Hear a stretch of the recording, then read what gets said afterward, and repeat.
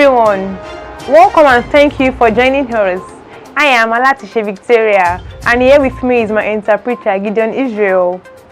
This is the Inclusive News Network. We're bringing you the latest news on the major stories of persons with disabilities, necessary information and happenings around the nation and across the world at large. Now for the headlines. Lasema describes public attitude to first responders, promises to assist Tian in campaign. Coalition seeks recognition of Nigerian Sign Language as official sign language in Nigeria. ISLD coder SIM Consult turns Yaba with work for sign language recognition campaign. FG inaugurates Nigerian Partnership for Disability Inclusive Development. USAID distributes modern farming tools to 120 vulnerable youth in Borno State. We'll be back in a jiffy to give you the major stories. Please stay tuned.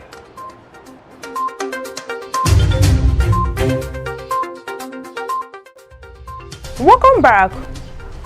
A coalition of organizations has called on the President and Commander-in-Chief of Nigerian Armed Forces, the Presidency, the Federal Executive Council, the Senate, the honorable members of the House of Representatives, and the general public to recognize the Nigerian Sign Language as a record lingua franca officially and to ensure the all-round inclusion of Nigerians who are deaf, hard of hearing, and deaf-blind in Nigeria.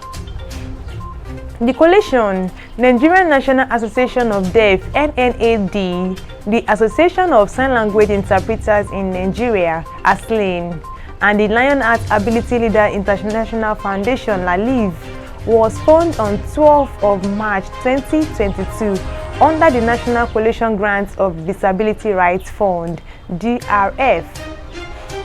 The grant is centered on advocacy towards recognizing Nigerian Sign Language as an official sign language in Nigeria. According to them, there is a need for relevant stakeholders, governments, parents of the deaf, and outlets to implement access to information to deaf persons through the Nigerian Sign Language and to push it to full implementation through various advocacy machines.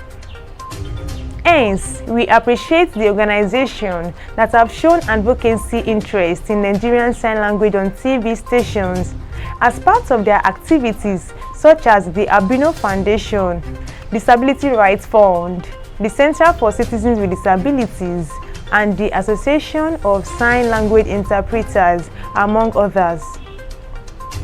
We, however, appreciate the Nigerian Television Authority for their efforts, but there are needs to extend the interpreting screen to cover all programs and not only the NTA news at 7 p.m. And very importantly, we have observed with dismay the non-inclusion of the Deaf Association and Association of Sign Language Interpreters in Nigeria in the processes of hiring the interpreters, which has brought some unacceptable signs, causing misinformation and incomplete informations in the dissemination of news.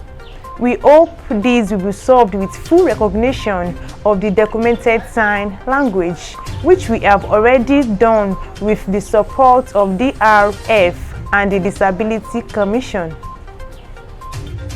The Permanent Secretary, Lagos State Emergency Management Agency, LASCLA, LESMA, Mr. Olufemi Oke, has described the obstructive actions of some members of the public towards first responders when disaster or accidents occur in Lagos State. He described this attitude as a major obstacle to prompt and professional response to emergencies in the state. He made this known to his Alausa Ikeja office on Tuesday when he received in audience a delegation from the Lagos State chapter of the Spinal Cord Injury Association of Nigeria (SIAN) as part of the Association 2022 Spinal Cord Injury Awareness Month activity. Also on hand were principal of officials of LESMAN and some other key officials of the agency. Earlier Earlier in his address, the SIAN chairman, Mr. Abdulwahab Matepo, observed that spinal injury becomes complicated as a result of unprofessional handling of disaster victims and the absence of immediate medical attention before reaching the hospital. He noted that members of the public usually get emotional at crash and disaster sites, and that this attitude does not help victims who require the services of trained hands. He stated that the immediate medical attention given to a spinal cord injured person could make a huge difference in functionality after hospitalization. He therefore commended that the efforts of Lastest for providing ambulances in some strategic locations and urged the agency to ensure that the ambulances are well equipped and manned by a full complement of medical professionals at all times. The SIAN delegated included Women Leader Mrs. Adegoke Afolabi, the Financial Secretary Mr. Samuel Ariyo, and the Assistant General Secretary Mrs. Oluwatobi Oladeji. On Saturday, September 23rd, 2022, over 100 march-strong army of deaf and hearing volunteers light up the Yaba Axis of Lagos State in an awareness walk for the recognition of sign language and enlightenment of deafness and deaf persons. The awareness walk, a joint effort between collaborating ends, CODAH, CODA, and SIMS Consults, was held in commemoration of the year's International Day of Sign Language with theme Sign Language Unites Us. The global commemoration is held every September 23rd. At each bus station during the walk, brief stops were made with a deaf dance crew led by Samuel James of Sims Consults, drilling onlookers with mesmerizing dance moves. Simultaneously, a lively DJ completed the fun with latest song track by pop artists. The walk came to an end along Pangrove bus stop by 2 p.m. Each participant was issued with certificate of participation, and the organizers expressed gratitude to everyone whose presence made the campaign a success. The federal government has inaugurated the Nigerian Partnership for Disability Inclusive Development (NPDID) on Monday in Abuja. To improve the quality of life of persons with disabilities in Nigeria through harmonious integration of programs and projects to facilitate effective coordination of various interventions of PWDs.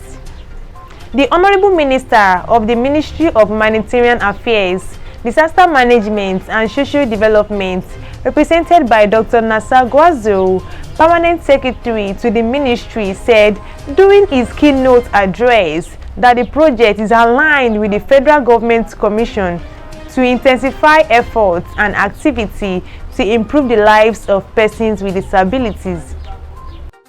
The minister stated that the ministry has approved and implemented a minimum of 10% affirmation and inclusion of PWDs in all programs and projects. However, this group, which is being inaugurated today, will help the Commission to coordinate and also help partners complement each other and minimize duplication. The event attracted officials from the World Bank, Beatrice High Commission in Nigeria, Ministry of Humanitarian Affairs, Site Savers, Leprosy Mission, Save the Children, National Society of the Blind, and many other relevant stakeholders. The USAID Northeast Connection, through the direct implementation activity under Borno State portfolio, has handed over modern farming tools to 120 vulnerable youth in Borno State. The event was organized to mark the end of intensive training and support to 120 vulnerable youth to help boost their resilience against violence, extremist infiltration, through agricultural livelihood. During the opening remark, the USAID Northeast Connection Program Manager, Mustafa Shetima, said the overall goal of NG Connection activity is to strengthen resilience of communities vulnerable to violent extremist infiltration and conflicts, to develop local capacity to respond to emerging threats. After the distribution exercise, each beneficiary is expected to put into good use of the agricultural livelihood, farming tools provided to them by USAID NE Connection Program. The agricultural equipment given to the 120 beneficiaries includes a set of water bomb machine, an hosper, rain boots, cutlass, rake, and all, he said.